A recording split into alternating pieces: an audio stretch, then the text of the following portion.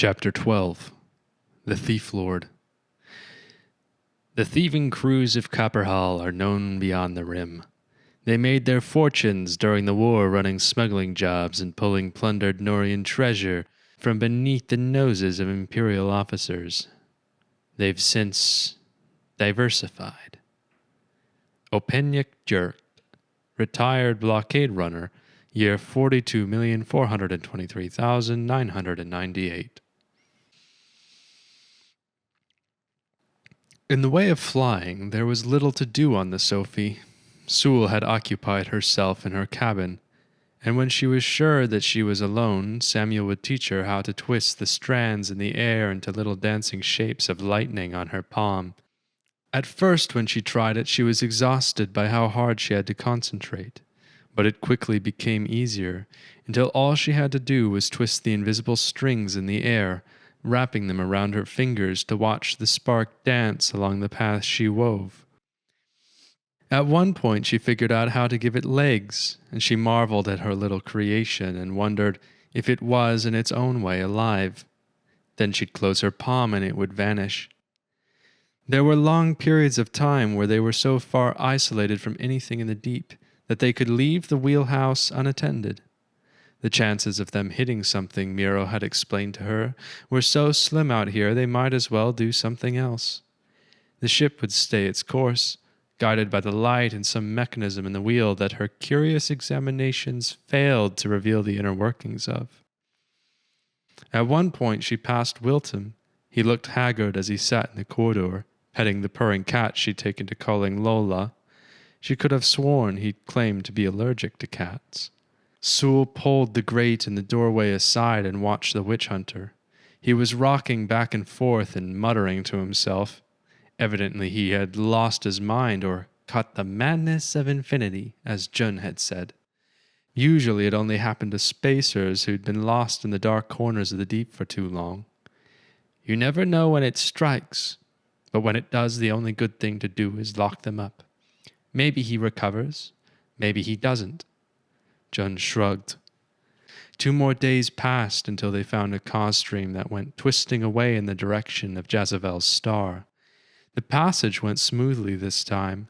The tunnel of everclouds were jumbled shades of blue. Sule floated about. The drive core was silent. The sails were furled, and it was the space itself that moved them along. A kind of melancholy had settled over the ship. It had been another 2 weeks without gravity, and the sporadic view of passing stars through the cloud wall was the only reminder that they were moving at all. The crew in their boredom had broken out into song, a spacer shanty that filled the quiet creaking of the Sophie. Sule listened on with amusement.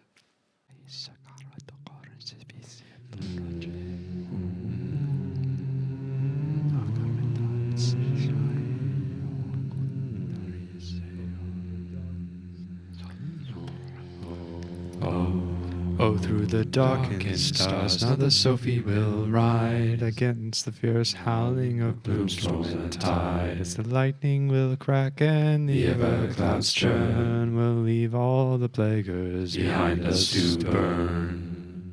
We met with those plaguers on Blackfan's dark shore, but deals turned to ash when the red tiles want more. Through Alterium and the cause stream we flew, while bloomstorms were battering the ship and the crew.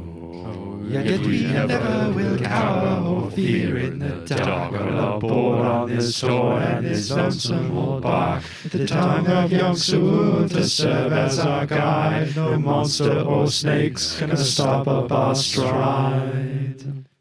We passed through the reach where old Loka was slain by Grail in a battle of shattered domain. Now drifting on planets of billowing salt, we steer for the rose and we never will halt.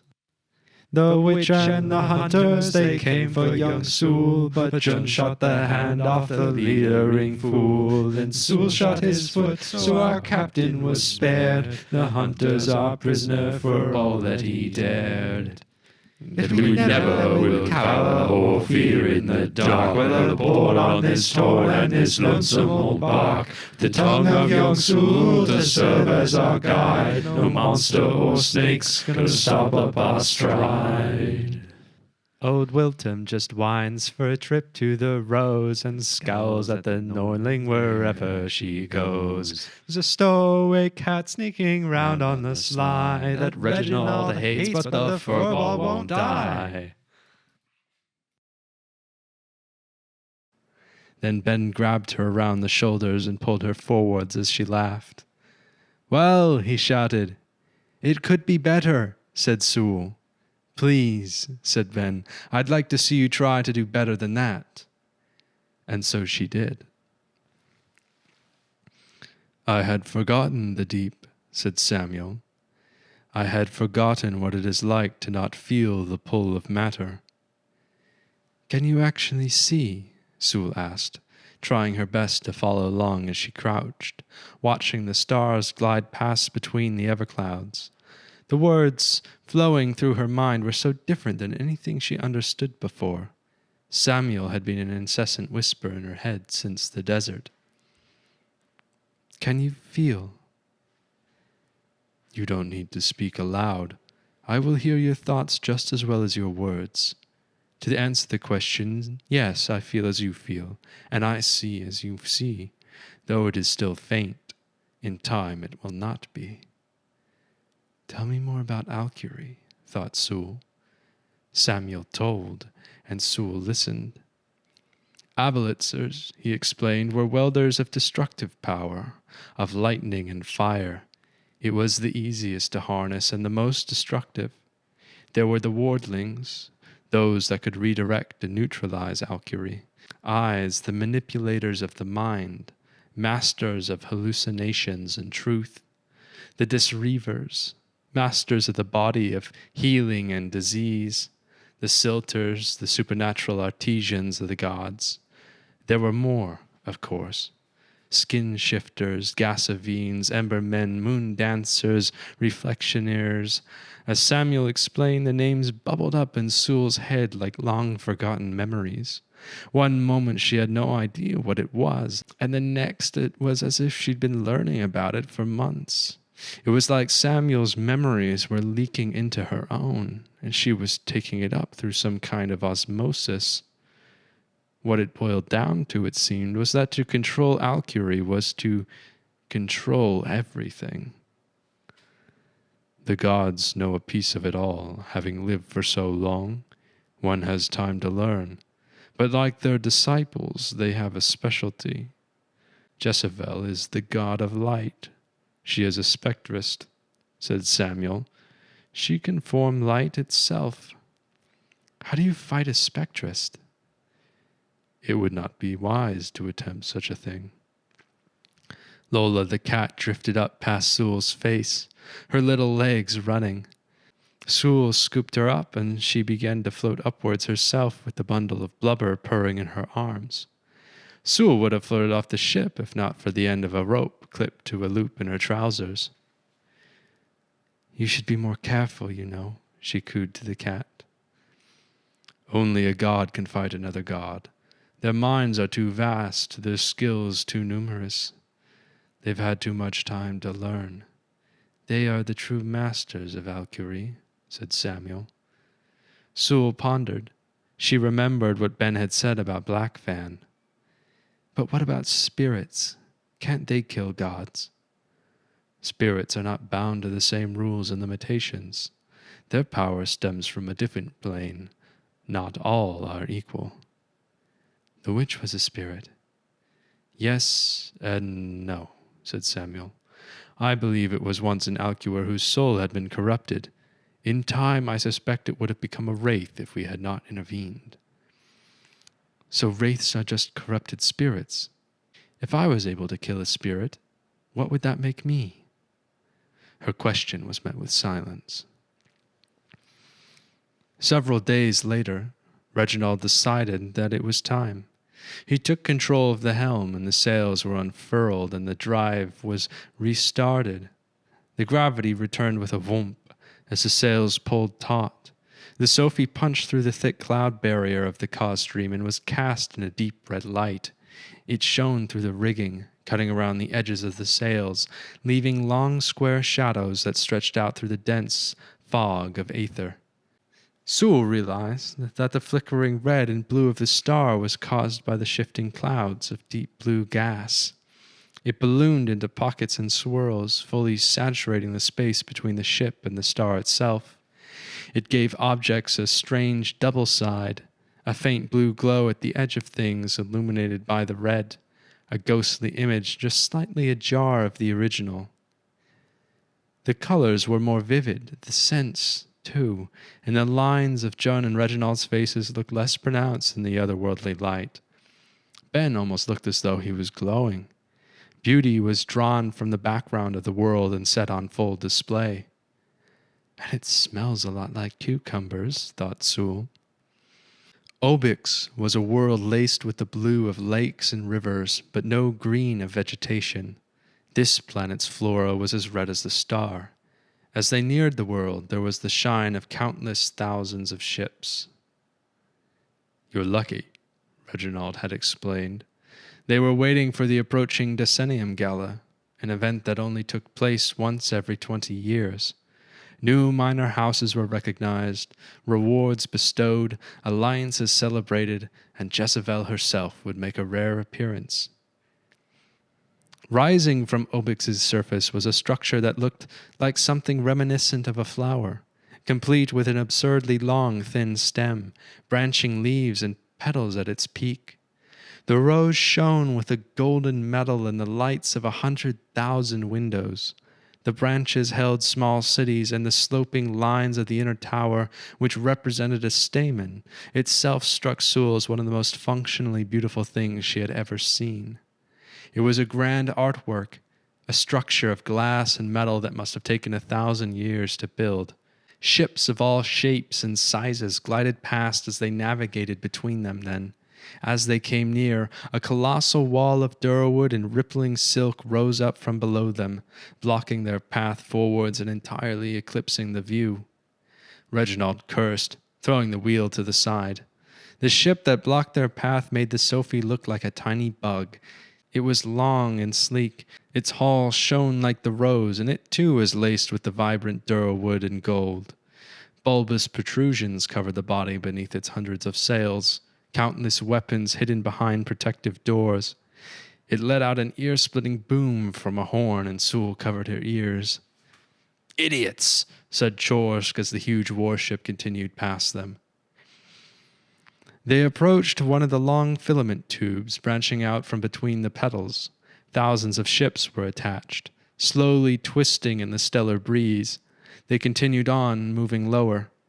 "Can't dock there," said Rowan.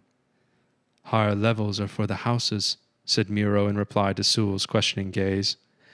"For the people with a fat purse and royal blood. The rest of us have to stick to the low." So it wasn't so different from Toldrum. Castes were universal.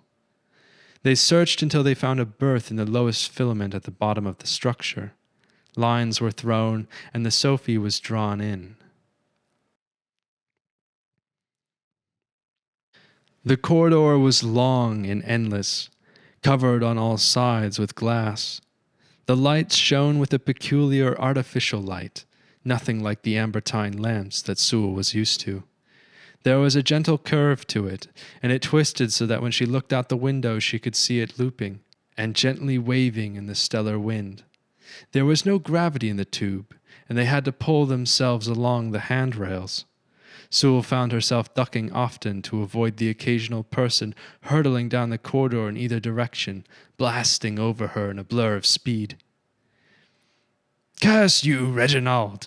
cried Wilton, looking particularly worse for wear as he emerged. "Curse you, and curse your ship, and curse your crew!" He looked at Sule, and for good measure let loose one last "Norling filth" that he had evidently been saving up. He spat on the ground. "It's been a pleasure," said Reginald coolly. Wilton went on ahead of them, clumsily pulling himself along, shouting and ducking as people darted overhead. Pearl shards, 15 rubies, before it's too late. Fine clothes from the Iron Belt, 50 credits each. Sap fresh from the source, high purity. Voices and smells of a market assaulted Sule's senses, and she blinked, disoriented as a flow of people shoved their way past her. She spun in a slow circle and then ran into something solid. He then looked up as it clicked menacingly. Watch it, human, snarled an insectoid with huge faceted eyes. Sule stared upwards at the outer as it clicked its mandibles in irritation. Her own shocked expression reflected 1,000 times. Easy there, said Reginald. Girl doesn't mean no trouble. Freak, it clicked, before elbowing past her with one of its 6 arms. Don't antagonize Thresians, said Reginald warningly. Avoid looking directly into their eyes. How am I not supposed to look into their eyes? Retorted Sule, ducking to avoid a woman carrying a steel pylon. Above them, a huge metal gateway arched over the street. It was covered in runes that she didn't recognize, but beneath it, in smaller text, the familiar, bubbling imperial standard. It read, The Rose, Mid-District Grand Bazaar, year 36,931,562. Far above the gateway, she could make out the glass dome that was letting in sunlight. It was bounced into the street by mirrors that were affixed to the spire walls. We're heading to the low, said Reginald after they spent a considerable amount of time finding their way from the din of the busy thoroughfare. Grace runs things from the bottom of the station. They crowded into a boxed platform with a dozen others. A bell chimed and they began to descend. The motion of the platform was smooth, and they dropped so fast that Sule could feel her hair and feet rising into the air. The different levels whipped by, an open park with red trees, a chamber filled with snow, a factory of pylons arcing with blue fire. The platform would stop briefly, and people would step off and then push in, shouting for space. Sule grimaced as she found herself uncomfortably squeezed against the back wall, a pale squid-like outer smearing her with slime. They came to a halt when the platform would go no further. The walls of the station closed inwards, rounding so that it felt like they were at the base of a great cooking pan. It was packed as full as possible with stalls and dense buildings made of the same wood and metal of the station, though these were noticeably rusted. Condensation dripped from the ceiling from high above. The air had the odor of sewage and reeked of mildew. This way, said Reginald, and he started off at a swift pace, and Sule and Ben followed him quickly. The poorly lit streets were packed with people, hunched over, the hoods of their drenched oil cloaks drawn as they shambled past. They stopped in a dark alley, walking down a set of steps and down a dimly lit tunnel beneath the street. Before they had made it halfway, they suddenly found themselves surrounded. The people who had filtered in behind them and appeared at their sides looked no different than anyone else. The only thing that set them apart were the guns. The door at the end of the long tubular corridor opened. Light and a throbbing sound filled the corridor. There was a man in a blue uniform of a city guard waiting for them. "Reginald," the man drawled. "We saw the Sophie tether. Couldn't believe our eyes." He looked them over and flashed a half-second smile. "We're surprised you came back, but also not really." "You know me, Aiden," said Reginald. "I do," said the man, never one to shy away from disappointment. Aiden's eyes slid past Ben and then rested on Sule with interest. "And who's this?" Reginald leaned to her and whispered into her ear. "You're sure about this?" he asked. "Last chance. Once he sees your face, there's no going back." "I know," said Sule stubbornly. She didn't see another obvious path that didn't end with herself on the streets. She probably would have ended up working with Crace anyways, or some local street boss that was even worse. There weren't opportunities in the Empire for people like her. "New crew," said Reginald, turning back to Aiden. "Really?" exclaimed Aiden. The big man'll love this. You should come along, he'll want to meet you." He turned on his heel and retreated into the open door. "We're following?" Sule asked. "We're following," sulked Ben. Sule caught flashes of the hypnotic strobe of lights and dancing figures in a larger room as they followed Aiden. The inside of the building had a certain elegance to it, separate from the outside world of musk and rust. It was a strange mix of the depraved Sule had seen on the street and what looked like the wealthy dressed in the finest clothes she'd ever seen. She did a double take as she noticed the naked dancers.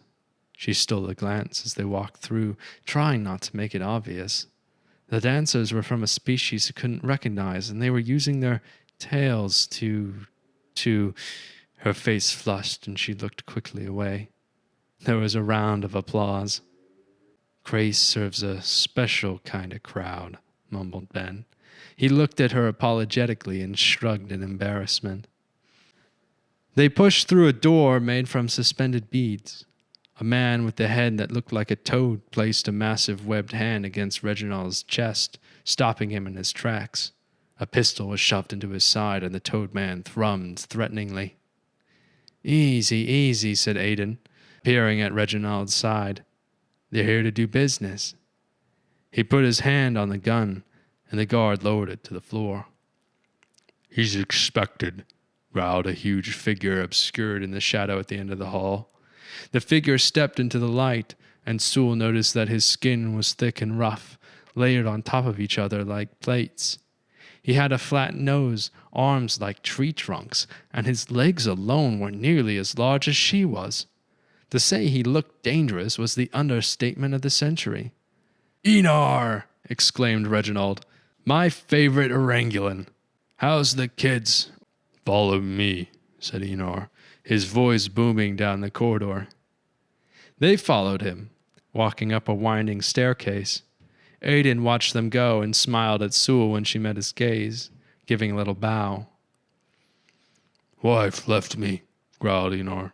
"Trouble with the boss. Made a mistake. I dealt with them. I did. Just took longer. Working late. Didn't give me a chance." "Sorry to hear that," said Reginald. "I have been dishonored. Do not dishonor me further with pity." They followed Enar into a new corridor, and the walls had transitioned from durwood to marbled stone. This new corridor was lined with glass display cases filled with every manner of item that Sule could imagine. Swords, clothes, crystals, peculiar floating boxes, and various treasures and trinkets that sparkled in the warm lantern light. Her gaze was drawn to each successive window as they passed. "Some of these I recognize. That sword there belonged to Harab, a rogue Alcuor, who led several famous rebellions roughly 6 million years ago," said Samuel. "They say it was sharp enough to cut through any sword that challenged it." The sword in question was a faint blue, and so thin when viewed from the side it almost looked like it disappeared. The light around its edge was warped and strange. "Priceless, by all accounts." At the end of the corridor, looming double doors of thick walnut durwood stood. Enar stopped and knocked. "Reginald," said Enar into a grill, his voice a low rumble. "Come," came a muffled voice. Enar put his 2 gigantic hands on either door and bent forwards, pushing them forwards and apart in a silent motion. The room beyond was a pure marble white, and a shocking contrast to everything else in the low. It was sparsely decorated with wooden furniture, and there was not any mess anywhere Sule looked. If anything might have fallen on the floor, it would have immediately stood out. 2 men stood next to a row of tall windows that overlooked the spotted light and dreary dark of the Lowe's Basin City, and the constant drip of condensation from above left little streams of water against the glass. The men turned to them. One was dressed in a simple black shirt, his well-manicured black hair peppered by gray. He had an air of collected confidence about him, even in the way that he turned his head, and Sule immediately knew that that one was Grace, the people's criminal. He oozed control. The other adjusted his circular spectacles. He had a short beard with wet sandy hair that he had run back over his head. With his worn jacket and rugged looks, he looked to be the antithesis of Crace. "That one," said Samuel, as Sule looked at the other man. "He smells of alcury." "You can smell alcury?" thought Sule. She narrowed her eyes as she peered at the man by the window more closely. Another alcurer. Did the others know? "Reginald!" cried Crace, moving across the room to place his hands on Reginald's shoulders. "I thought something terrible had happened, that you'd been lost to us. By the looks of the old girl, I'd wager I'm not far off the mark. Imagine my relief when I was told that you'd returned." "I'm imagining," said Reginald. "Oh, don't be like that," said Crace with a false smile. "I'm sure whatever happened to the cargo can be remedied. It is gone, I take it. My men tell me you've come back empty-handed. The worms sell well, but it's not the end of the world. We'll just add it to the dead and move on. No hard feelings. Of course, I'll have to bill you for the priority hormone powder if you were unable to recover it." "But there was a storm and—" started Ben. But, interrupted Crace. He turned to Sule, his eyes analyzing her with an uncomfortable intensity. "And who is this?" "New crew," said Reginald.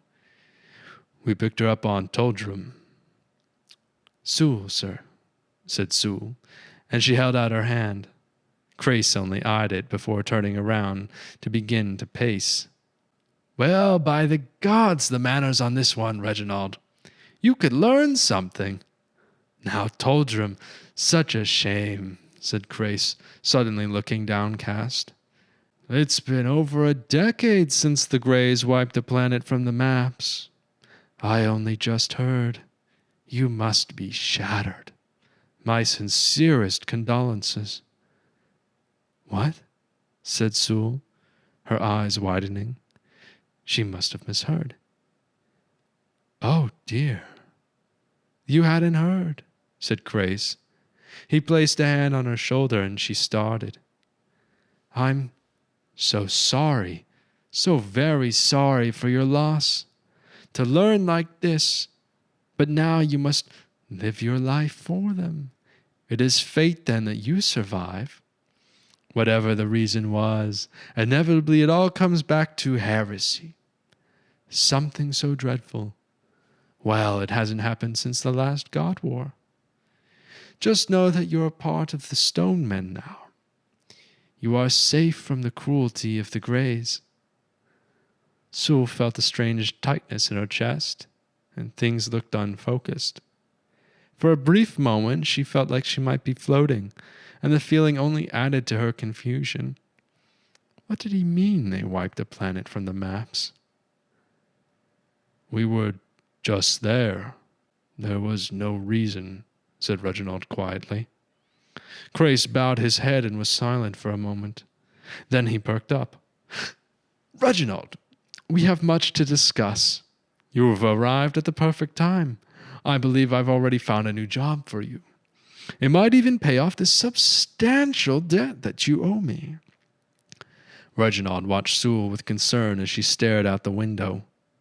Sule felt Ben squeeze her hand. She glanced towards him, and Sule watched him with empty eyes. "I'm sorry," he mumbled. "Toldrum gone. But that couldn't be. They'd only just left.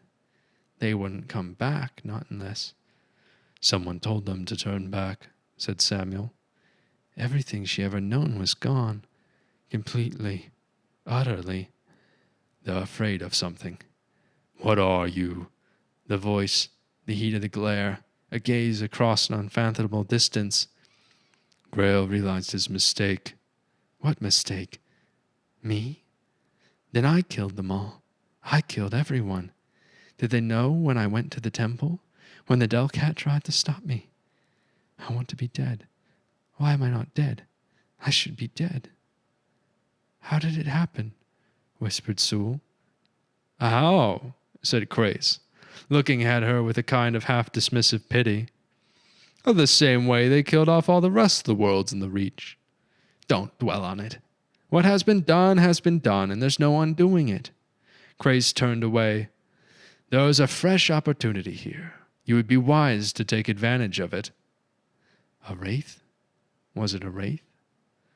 Most likely, yes. Did they die horribly? Do you want me to answer that question? This is Magnus Rushel, said Crace, gesturing to the man by the window. Magnus has brought to my attention an opportunity with the upcoming Decadium Gala. I think we can't risk passing it up. Don't worry, I'll make it quick, said Magnus, stepping forwards and glancing between each of them in turn, lingering on Sule. She probably looked about as shell-shocked as she was feeling.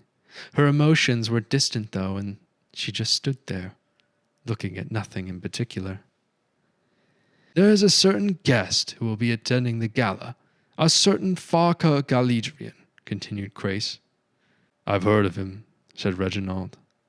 A demigod, son of Tar, has a reputation for brutality.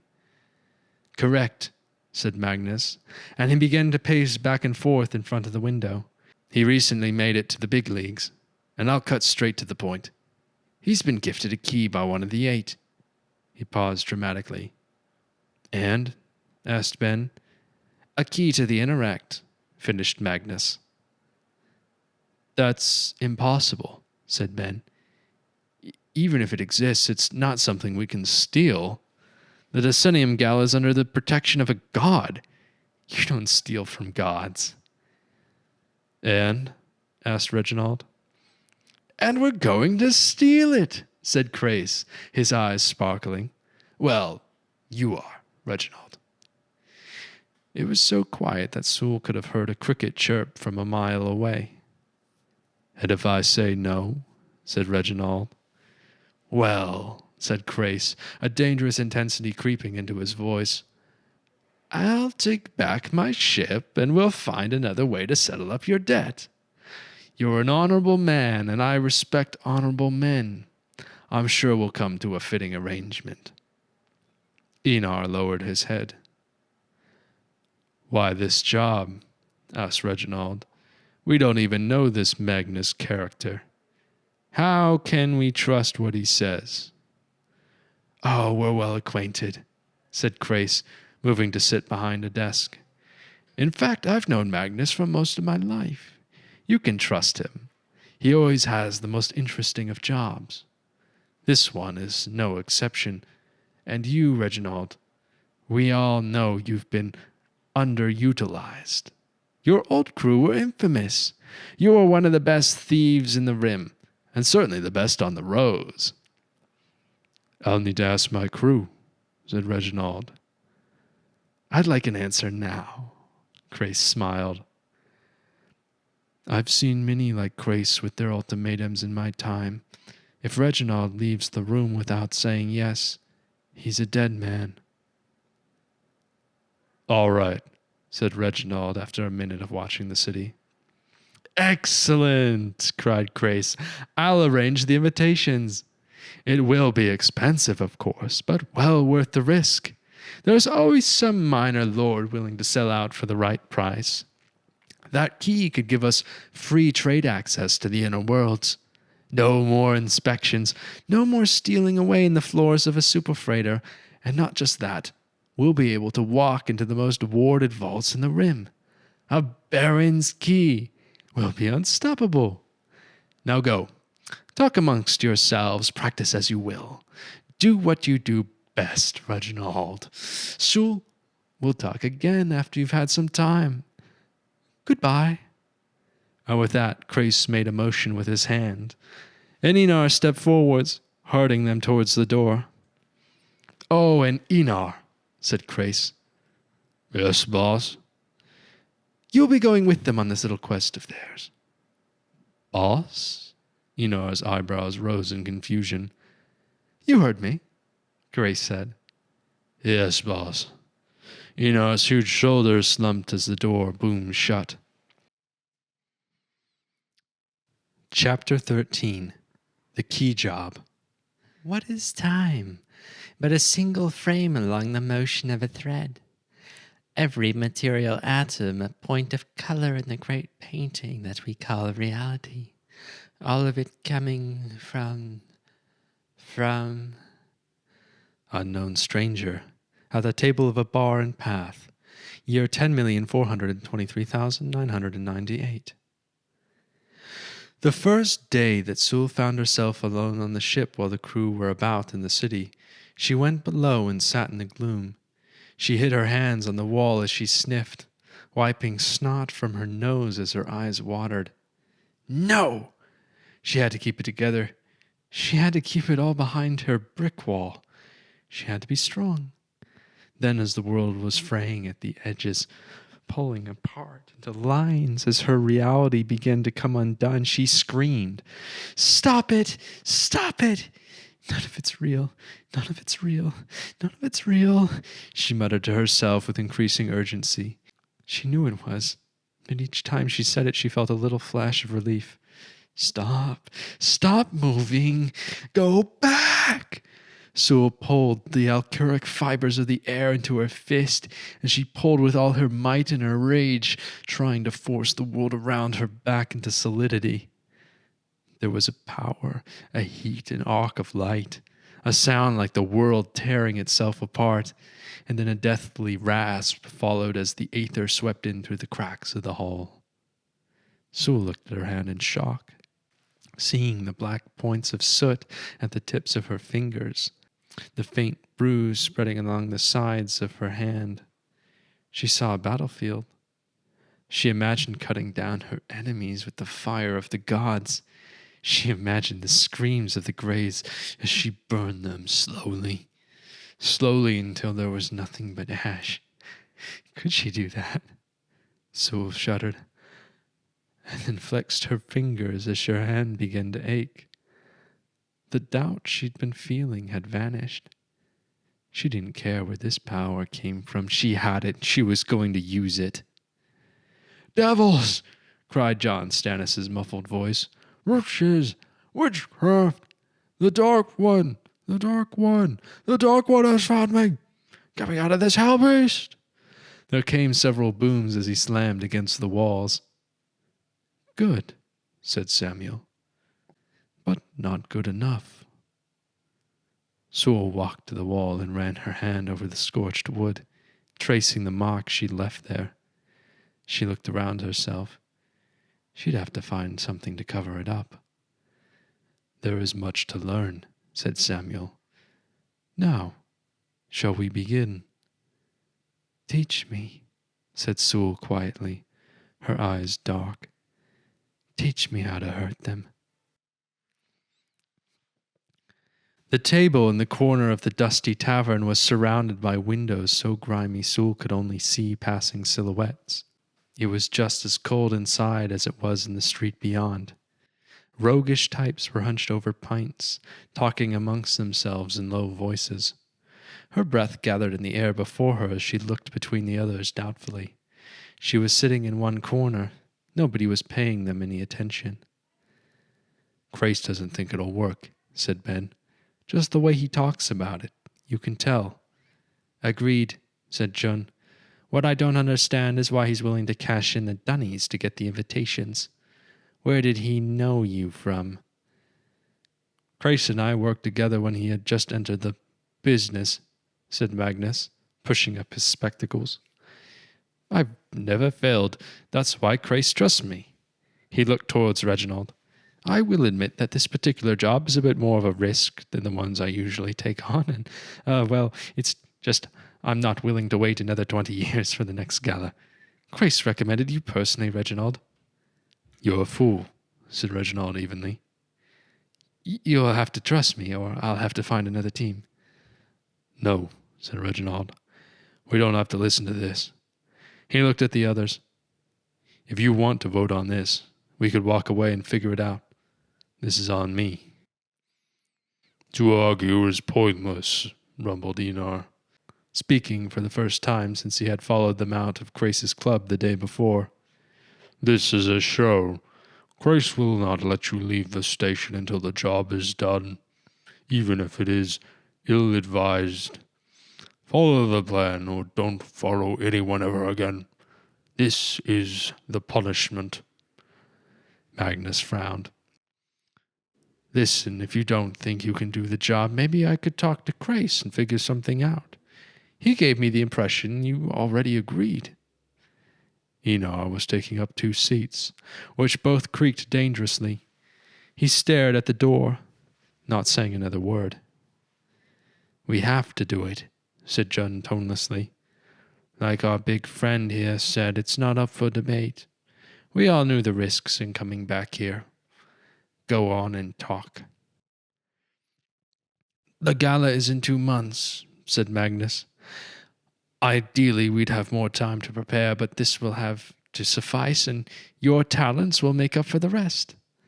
We will need disguises, as Grace has already provided the names of the guest invitations we'll be receiving. I will be impersonating Segrin Toll, a lord of a very indebted minor house in relatively poor standing, a predicament that has allowed Grace a certain sway. They are from a place few care to know about, and I'm sure all but written off by the rest of the great families. He has a daughter, and it would look suspicious if he is not accompanied by her. He pointed to Sule. You will be Elena Toll. You're the perfect age. How good are you at acting? No, said Reginald. I'll do it, said Sule at the same time. This was an opportunity to get close to Magnus, to learn what she could. If Grace trusted him, chances were he wasn't an imperial spy. So then how had he avoided the Empire for so long as an outgoer? Maybe Samuel was wrong. Maybe he was normal after all. I'm never wrong. Reginald lowered his head and rubbed the bridge of his nose. Rowan has worked jobs before. If anyone has to enter the palace... Rowan is a royal. Please, muttered John. Magnus is right. I doubt the girl knows herself. But we clean up Sule and she'll fit the bill. Give the girl a bath and a haircut. Get her a pretty dress. I think you'll be surprised. The Norrowan look will only make her more exotic to the rest of them. Sule perked up. When she was little, Ansel had a rare showing of affection and bought her a yellow dress with red polka dots, which she treasured. She'd worn it until it no longer reached her knees and was little more than a rag. Ansel had never seen a reason for getting her another. It'll only draw attention to you, he'd said, and you have enough trouble with that as it is. We only need to pass through his quarters in the palace. No vault. You'll go as servants from his great ship, said Magnus. As for the uniforms, we have an inside man. That will be out of our hands. How did you learn it was there? Ben asked. This key. Farca's great ship recently began passing freely through the Narringer Gate, a privilege of only the most devout of Grail's followers. Nobody questions the ship which activates the gate on its own accord. He will keep it close, in the quarters of the palace, said Magnus as he rapped his fingers on the tabletop. Farca only just received it. He just doesn't have the same systems in place as the other lords to protect it. In the Imperial Palace, he'll believe it is safe. When he leaves for the Gala Hall, he will surely leave it somewhere inside his quarters. I have it on good authority it's within a cordium lockbox which he carried with him from the ship. The guards will be sparse due to Jezebel's suspicions around Loka. He prefers keeping only a select few in the palace. Nobody dares enter and risk the wrath of a god. This plan has been in the works for years, and I have been very thorough in every facet. Believe me. Are you really sure it's there? Said Ben. How do you know the gate has a key? Nobody but the gods know how it really works. There will be plenty of other things to steal if that's what you're worried about, said Magnus, stroking his beard. The gala is a time for the houses to flaunt their wealth and power. The jewelry alone will be worth more than your ship, Reginald, and easy to pocket. Sule stared at her mug of chocolate water, which was so tasteless she was beginning to think it wasn't chocolate at all. Reginald sat listening to Magnus, a vein bulging on his forehead. Ben and Enar shook their heads, and Jun looked like she was about to hit someone. Time passed, but the artificial light from the outside remained constant. What do you think? Thought Sule. It's just one disaster to the next with these people. There is a piece missing, said Samuel. He withholds it. Should I tell the others? Thought Sule. No, and I am coming to believe that you enjoy the chaos that comes from their misfortune. Sule opened her mouth to retort. Sule, said John. Hmm? You look like you wanted to say something. Oh, well, I guess. How did you convince Grace to go along with it? Sule asked. It doesn't seem like enough to risk our lives on a key that might not be there, and we don't even know what it looks like. Magnus sighed and removed his glasses, setting them on the tabletop. Listen, he said, I'm not about to risk my own life and all of yours for something that might exist. I know the key is in the palace, just like I know this job is a simple walk in, walk out, no questions asked. There's some risk, yes. There's a god involved, yes. But no violence. You enjoy the gala and then we leave with the others before Farka returns and finds it missing. Well, this is drat, said John. But we have to make nice with Grace to continue breathing anyhow. There's a few changes we have to make if you are going to avoid being strung up and flogged into a red paste.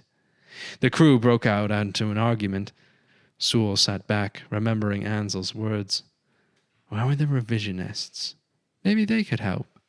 The rose was gigantic, and she had yet to see anything that would point her in the right direction. Samuel had been no help in that regard. He'd never even heard of the revisionists. She'd have to find a way to sneak away and search for them. But by the look of how things were developing, she'd have little time for that. Raise your hands and focus on the feeling of the music behind the world that you see, said Samuel as Sule sat in the quiet of her cabin. There is more. The vibration of the strand and the all-well as it plays all things. Move and feel the flow of the strand along your skin. The art of alchemy is motion to focus intent, as much as it is for physical defense. There was a fine whine that tickled Sule's ears. Was that it?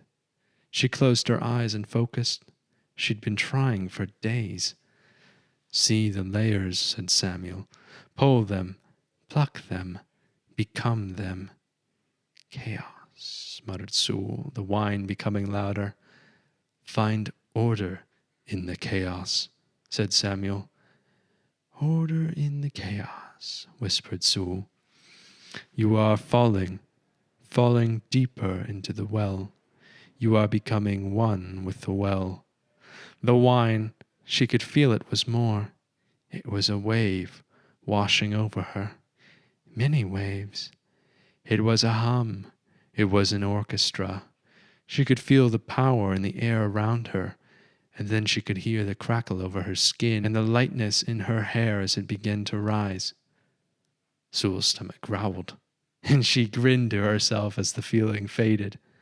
I can hear it.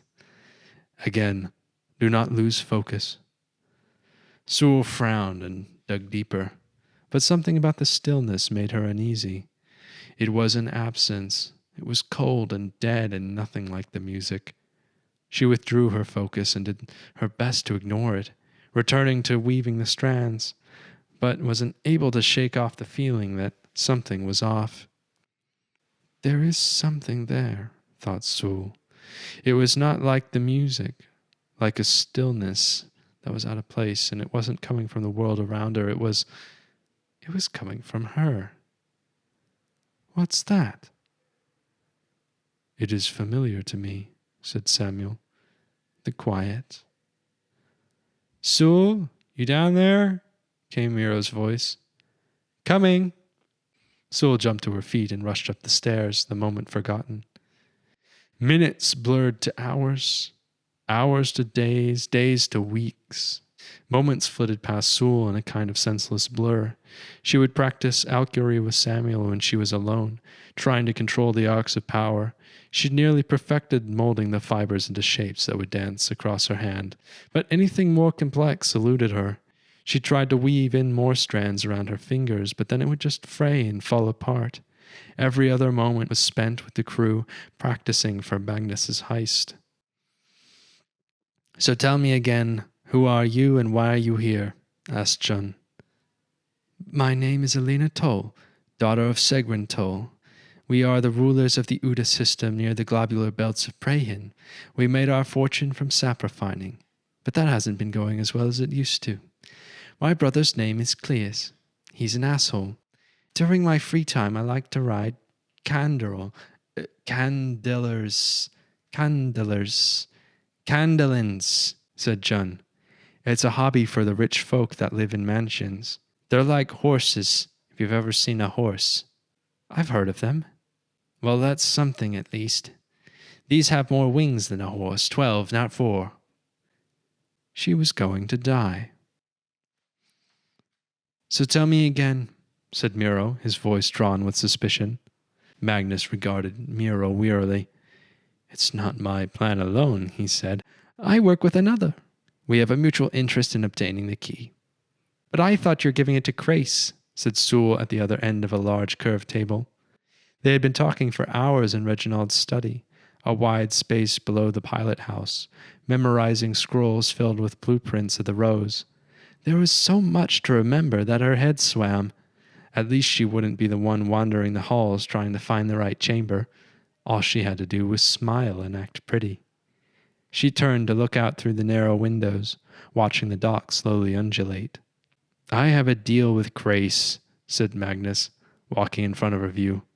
He'll get the key after I make a copy.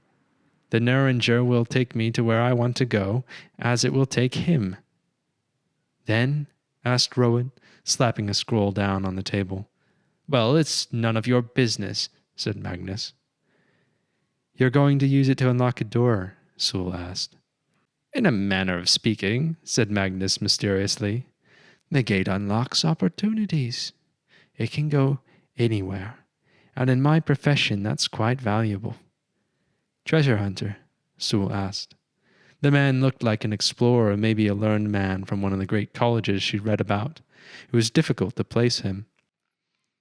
I prefer archaeologist, said Magnus. She eyed Rowan, then glanced back to Magnus, wondering whether to ask the question about his alchemy that had been gnawing at the back of her mind. Sule thought better of it, and then she thought about what it might be like being a treasure hunter. She liked the idea. Night flowed into day, and day into night. The rest of the week Sule spent in the low, wandering about with her coat drawn over her head, peering into storefronts and stopping briefly in taverns, working up the courage to bother strangers, asking if they had heard of any revisionists. She was mostly met with blank stares or worse, outright hostility. Typical, one man had shouted, his face turning beet red as he knocked over a chair as he stood swaying in a drunken rage. He towered over her, blocking her exit. A Nornling traitor asking where to find heretics. Everyone had looked towards her, and she'd fled for the door, darting around the man as he spun, tripping over a stool and falling to the floor. Call the guard! He'd shouted after her. Crestfallen, Sule stopped as she saw an alley which ended at a ledge overlooking the city. She trudged down it, her shoulders slumped, decidedly not caring if there were muggers hiding in the shadows. Nobody knew anything, and she'd gathered that perhaps they had once been on the station, but then Jezebel had executed hundreds of supposed heretics. The few that remained on the Rose, if there were any left, certainly weren't going to tell a stranger over drinks. Sorry, Ansel. Sule sighed as she sat on a pipe, looking out over the low. She watched the elevator pillars as the lights of platforms rose upward and downwards, and the lights of the countless windows with people going on about their lives behind them. She watched as one family danced together in a circle behind a dirtied window, a smiling mother and father and a little boy holding hands. She felt desperately lonely as she watched them, feeling the ache deep in her chest. She wanted so desperately to join them, to belong. There you go, said Ben as he twirled Sule in a circle. You're dancing. Sule took a step back as he took a step forwards, not thinking as her feet moved. The music box sang in one corner of the room. "I'm dancing," said Sule in surprise. "I'm dancing." Ben laughed as he spun her. "Like you were born to it." Around and around they went in slow circles, and then faster until the song cut out in a crackle of static. "I'm going to need a dress," said Sule, patting down her trousers as she stopped to catch her breath. "If there's one thing good to come from this, I get to have a makeover and my hair done," and she made a small sound of excitement. "Do you think I'll get lipstick too?" "That would be something," said Ben. "Will it?" said Sule. "You're not the kind of person I imagine wearing a dress," chuckled Ben. He moved to the music box, fiddling with a button, and then twisting a lever to reset the spinning plate inside. They began to dance again, faster and faster. "What do you imagine me wearing, Ben?" said Sule, feeling a sudden warmth. He guided her back again with a pressure on her palm, looking at her with his flushed cheeks and laughter in his eyes, his face framed by the dark curls of his hair. The music softened for a moment, and they stood close, catching their breath. "I was wrong about you," Ben said, his voice quiet, almost lost in the music. Sule looked up at him. "What do you mean?" "When we first met at the port," he admitted. Sule saw a blush creeping up his cheeks. "I thought you were trouble." "And now?" she whispered. He shook his head, small smile playing on his lips. "Not that kind of trouble." "No?" He held her above the floor, his hand on her back, his body bent over her to hold her up. Watching him, she tried and failed to suppress the wide grin spreading across her face. Ben coughed, pulling her up, and stepping back, he grabbed a towel and wiped the sweat from his neck. "We'll pick it up tomorrow," he said with a quick smile. "You still have a lot of work to do if you want to pass for a royal girl."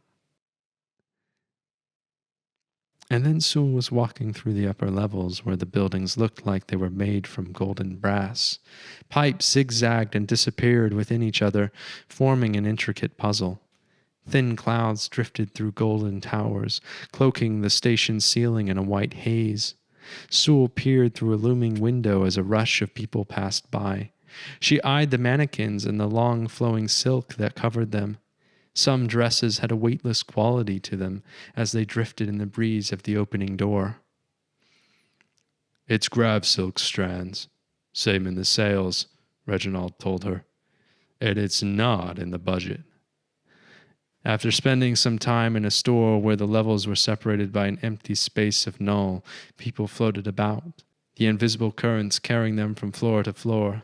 Thousands of rows of dresses and cabinets twisted upwards, packed with cloth of every color. "It's subtle but refined and very practical," the clerk had said, looking her up and down. "The red wren era will suit you well." They walked down a long line of silk with a color selection that lived up to its name. If it wasn't black, it was red. After the fitting, when Sule saw her reflection in the mirror, she stared, and yet still failed to recognize herself. Her hair had always been a mess, but now it was formed into a perfect bob. Not a stray hair in sight. They had given her a cut to match the dress, which shone in a dark silky red. It was smooth and looped and draped in all the right places. She could almost taste the color, and it swirled on her tongue like strawberries and velvet cake. She was elegant and yet practical. The year these clothes were in style, they had apparently favored flat shoes and dresses that didn't drag. The long ribbons seemed to dance between black and red. She could move freely. "What do you think?" said Annalini, the style curator. "It's beautiful," said Sule, "but—" "Don't ask how much it costs," said Samuel. "The wealthy never care." "Yes?" said Annalini. "Oh!" said Annalini, running her hands through Sule's hair, holding up a part at her root where the color went from dark brown to light blonde. "You dyed your hair. Should we go natural or keep it how it is, do you think?" You pick, said Sule as she was filled with a deep sense of relief as she looked at the dark part in her hair. If she had waited for it to grow back out, it would surely be the same brown as she'd been born with, and she'd entirely be back to her usual self. Annalini grabbed a bottle from a shelf and rubbed a colorless gel into Sule's scalp, and as she did, the blonde of Sule's hair darkened until it was the same shade of brown. Then her hair bounced back into flowing curls, perfectly dry. "Oh, how delightful!" decried Annalini. "What do you think?" Do you not like it? We can try blue or red. Red is always a safe bet." "No, I do. Could I? I've always looked like this. Or was it just fake?" Sule, called Reginald. "Are you finished?" He rounded the corner, stopping when he saw her. That looks good," he said after a moment. He turned to the clerk as he appeared behind him and dumped the gold into his hand. "Ah," said the clerk. He counted the pieces and then scooped the entire pile into his pocket. 5 more bits," said the clerk wearily. Reginald stared at his empty hand with the dead eyes. Sule walked up with a tight-lipped smile and dug out the 5 pieces from her own pocket. The clerk smiled broadly, swiped it. "The Palex thanks you for your business," he said with a flourish and a bow. "I don't know how it happened," said Mira with a groan as Rowan sat beside him, gingerly cleaning a cut on his forehead. I opened the door to give the poor sod a fresh bucking, then nothing. He must have gotten free of the ropes." "It's not your fault," said Rowan, looking towards Reginald resentfully. "You didn't decide to keep him." "We all decided," said Felix. He eyed the frayed end of a cut rope. "We don't kill an innocent man." "That's right," said Reginald. "We're free-willed, maybe no heroes, but we're good people." "That's right," said Jun. "Mostly," said Reginald. "Where do you think he went?" said Sule, examining the empty room. She didn't see anything sharp, and she narrowed her gaze on the freed strands. They looked suspiciously like they'd been chewed. "Somewhere in there," said Ben, pointing in the direction of the rose. "It'll be one hell of a shock. Maybe he'll come back." "Don't think so," said Sule. "Saves us the trouble," said Reginald. "We would have had to let him go on some rock, ideally in a place where he wouldn't be a threat to anyone but himself. Here a whole lot of bad can happen to someone who thinks everyone's a witch," finished Chun. "No use dwelling on it. Back to work." "Lights! The witch's lights in this devil's land!" It was all around. A bending nightmare of inhuman shapes and monsters formed in the hands of the Dark One. John Stannis half stumbled, half crawled through the streets, crying out in overwhelmed terror as he covered his ears, his vision swimming from the noise and the incomprehensible horror of the demonic architecture. He had been lost for hours. There was no way out. This place was a maze. Where was the desert? Where was the sweet burn of salt and soothing heat? Hell was cold. "Witch!" he screamed at a passing plant abomination, making the sign against evil. It looked at him. It was no witch. It was the Dark One himself. It was looking at him. The horror of that expression, that face, he would never forget it. Like an orchid with teeth and eyes. John Stannis fell to the ground as something pushed him, and he lay there and cowered. For how long he couldn't recall. After a time, he felt something wet and cool press against his hand. He couldn't look. He couldn't imagine the horror of what it might be. Finally, he did looked up into the eyes of an angel, his savior. The animal must have followed him from the cursed craft. At once John Stannis knew this benevolent creature was his only friend in this hell. It had set him free, gnawing through his bindings. There was an intelligence behind those huge round eyes. It darted onto his shoulder, resting beneath his long hair as if it had always belonged there. "Well, little fella," said John Stannis, slowly rising to his feet. "Looks like you and I have a mighty mess to get in order." The bunny cat meowed. "Some witches around these parts," said John Stannis, tears welling up in his eyes. Then he looked around himself at the many demons and their conspirators, and then suddenly his expression hardened. "Lots of hunting to do. Just you and me."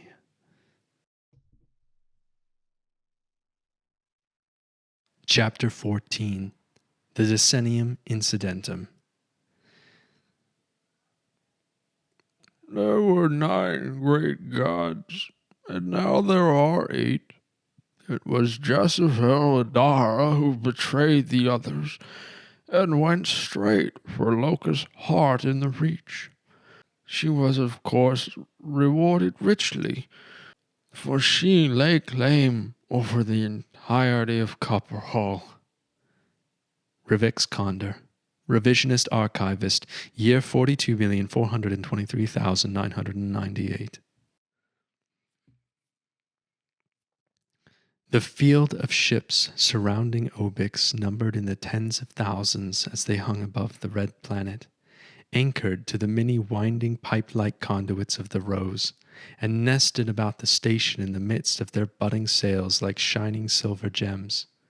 Only a select few of the ship's passengers would attend the festivities themselves. Even fewer still would witness Jezebel during her brief appearance, for the majority of the Empire citizens would never in their lives see a god, only worship their visages in the Dalcadia's temples. The entrance to the palace was gilded with gold, while a great gate stood at one end of an illuminated path. Encircling the path was a crowd of thousands for which the like Sule had no comparison. She noted that not a single person in the crowd looked poor or anywhere near to it. Boys and girls dressed in the fine white silks of the uppermost level of the Rose ran through the throngs, peering over shoulders of their parents, all trying to get a view of the fine nobles, demigods, and barons of unimaginable wealth and fame that slowly converged together to form a procession on a great blue carpet. A series of disc-like platforms floated above, casting circular shadows over the awestruck faces. The discs stopped just beyond an illuminated gate lined by rows of royal guard, and its passengers disembarked. Sule took Magnus's hand, cautiously testing the solidity of the ground. She looked over at Reginald, who was dressed in a jet-black tuxedo. She grinned as he adjusted his collar with evident discomfort. "Absolutely dashing," whispered Sule. "Quiet," muttered Reginald. Magnus was wearing an extravagant fur cloak and dark-lensed racing goggles. He carried a cane and his hair was tremendous, poofed out like a porcupine and colored a dull orange. "Ready?" said Magnus. "Follow the plan." Sule gulped, her smile slipping away as she caught sight of the guards approaching them in silver armor, their metal surface inscribed with intricate flowing glyphs. "Invitations, please," said a young man in a uniform of chrome and black leather. Magnus smiled, and a golden envelope passed hands.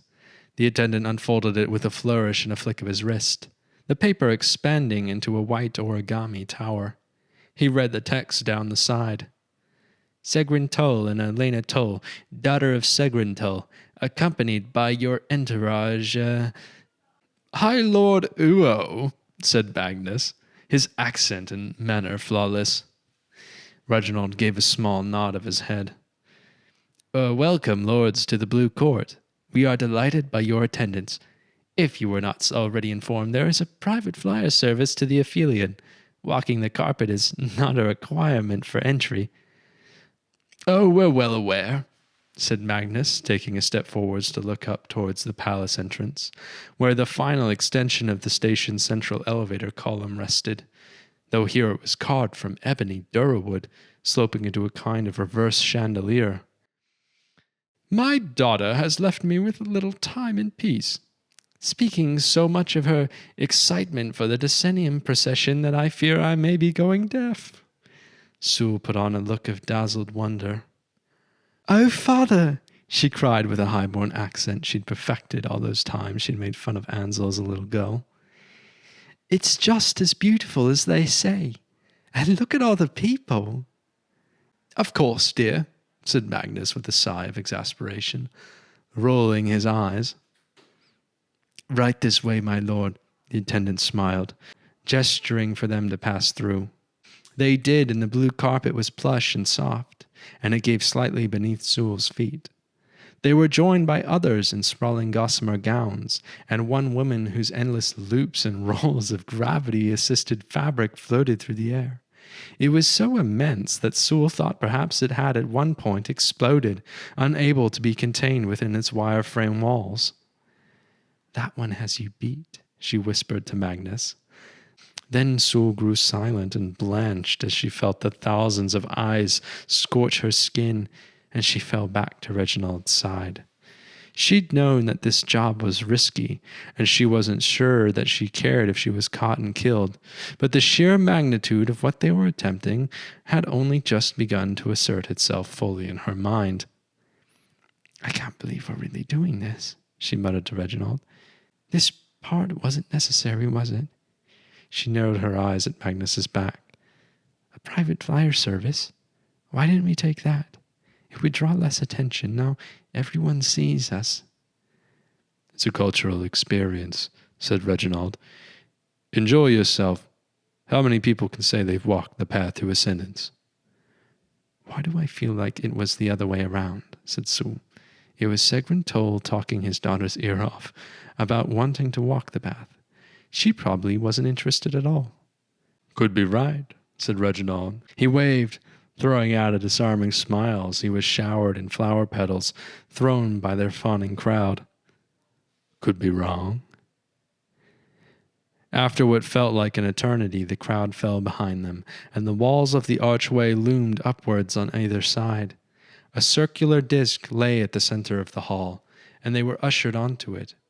After a moment's pause, it began to rise without a sound, carrying them above the rounded towers of the upper level, towards the very top of Jezebel's tower, the Aphelion. Sule found herself engulfed by the familiar cylindrical wall of the great platform elevator. The seams where the platform met the smoothness were so exacting in construction, so free of imperfections that she could scarcely tell they were moving at all. There was a light above, and they emerged into the center of a vast hall, for which the walls and the furnishings were an opalescent white, flowing in a natural organic way as if they had been grown from bone.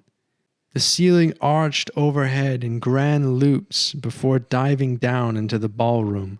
From their sides sprung dottings of platforms, swelling outwards into half-exposed floors, hinting at a grander structure nested within the twisting construction.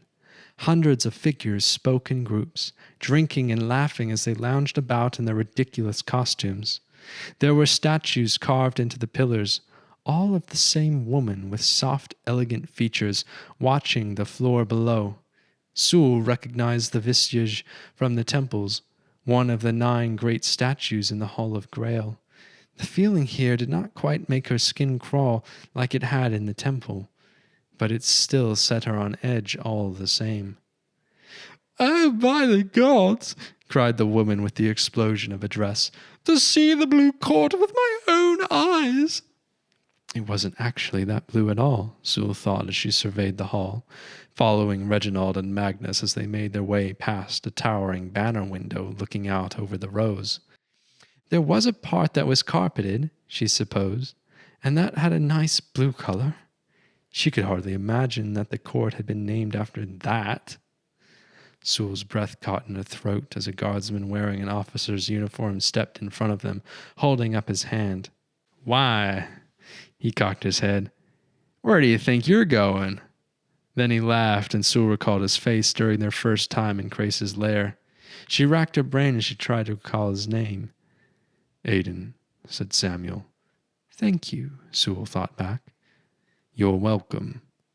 Reginald only stared at him while Aiden's composure shifted. "Calm now," said Aiden. "So serious. Can we not have a little fun?" He looked to Sule and his eyes widened. "Who's this? You can't be the same frightful young woman from the introduction." He looked her up and down, and there was something particularly keen about his gaze that made Sule shift her weight uncomfortably from foot to foot. "Ravishing," said Aiden. "Others I've worked with would have thrown me to the wolves if I'd spoken as careless as you," said Reginald darkly as he glared at Aiden. "I did say she'd be perfect for the deception," said Magnus lightly, turning to Sule. "Please take it as a compliment that you do fit the profile of an old family royal quite well. Actually, it's striking." He looked at her face studiously through his spectacles. "Perhaps you have a distant relation to one of the old Norwin houses. It's a shame you don't know more about your ancestry. I can't imagine someone like yourself being born in some tiny backwater." "Please, High Lord Uo," muttered Aiden, and he leaned closer. "Everything's been arranged. Your team has acquired the uniforms and their equipment, and I was sure to allow them within the walls. I have skin in this game too, you know. I don't know what's gotten into Grace, but I think I would have never have risked something like this myself. Don't even think about getting caught. And if you do, please make sure to die before you go and babble." "Noted," growled Reginald.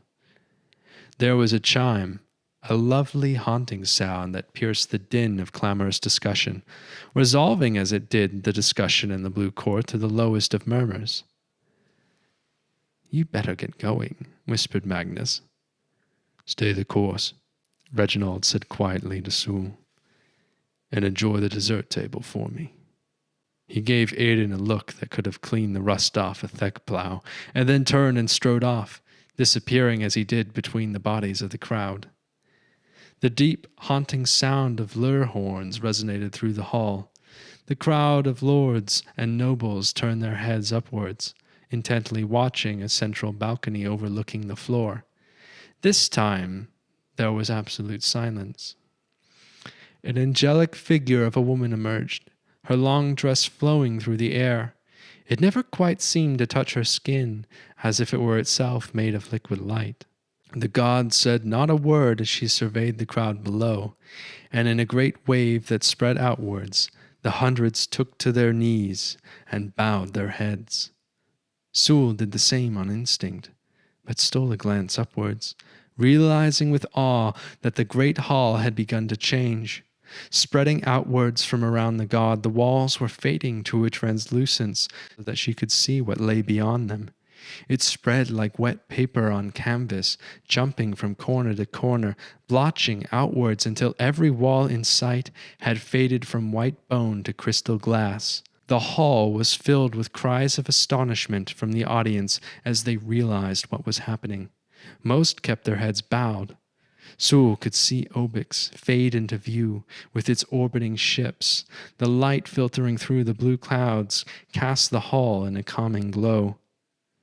So that's why they call it the Blue Court. Sule found that she was standing on a brilliant white platform in the deep, the petals of the station curving down before flowering out below them. The walls were hardly visible against the backdrop of planets and stars. Jezebel raised one arm in a fist and then opened her palm.